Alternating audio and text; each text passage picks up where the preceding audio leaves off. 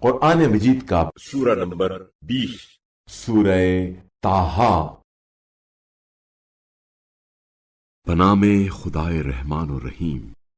طٰہٰ، ہم نے یہ قرآن آپ صلی اللہ علیہ وآلہ وسلم پر اس لیے نازل نہیں کیا ہے کہ آپ صلی اللہ علیہ وآلہ وسلم مشقت میں پڑ جائیں، بلکہ یہ تو خوف رکھنے والوں کے لیے صرف ایک یاد دہانی ہے۔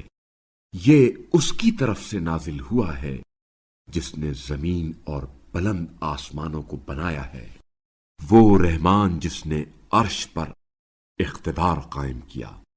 جو کچھ آسمانوں اور جو کچھ زمین میں ہے اور جو کچھ ان کے درمیان اور جو کچھ زمین کی تہ میں ہے، سب کا وہی مالک ہے۔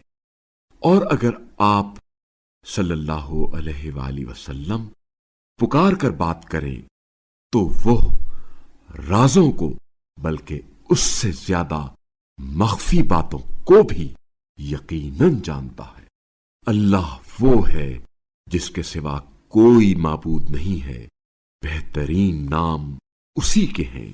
اور کیا آپ صلی اللہ علیہ وآلہ وسلم تک موسیٰ کی خبر پہنچی ہے؟